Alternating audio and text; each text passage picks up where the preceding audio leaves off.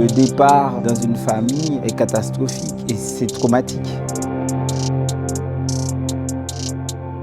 On finit par composer un triptyque ou une tétralogie parce que très simplement on veut développer un sujet. Ça fait des années que j'écris et je pense que c'est mon obsession. J'écris sur la famille.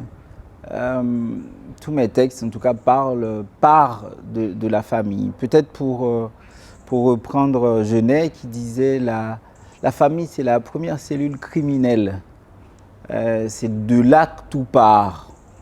En essayant de raconter cette histoire d'une famille caribéenne, haïtienne, j'essaie de raconter l'histoire du monde, l'histoire des gens qui doivent partir, qui veulent partir.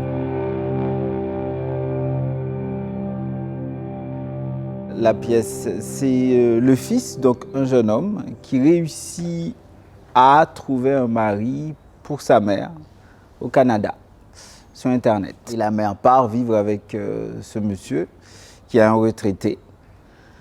Et lui, le fils, rêve aussi de partir. On retrouve le couple dans des disputes du début à la fin.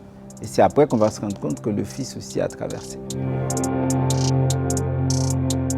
Ce que la vidéo rend très souvent dans un spectacle, c'est ce qu'on n'arrive pas à amener dans une salle en fait. On ne peut pas amener la mer dans la salle. Par contre, on peut amener les images de cette eau incroyable.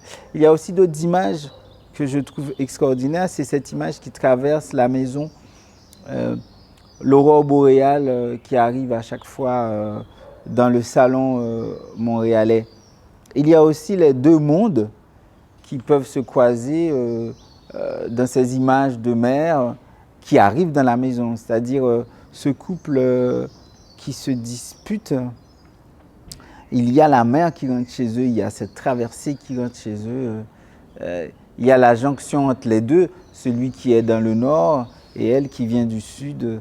C'est ces images-là que j'aimerais apporter. J'ai un très grand respect pour les mots. Je trouve que justement de venir jouer ici, c'est une très bonne chose pour moi parce que je trouve que ça manque un peu les espaces où on laisse jouer des textes. Et donc un titre pareil justement pour renvoyer vers la poésie, mais tout le texte aussi c'est un espace de mots, de poésie, de chant. En l'occurrence ici c'est un chœur lyrique accompagné par un guitariste classique, mais un chœur lyrique créole.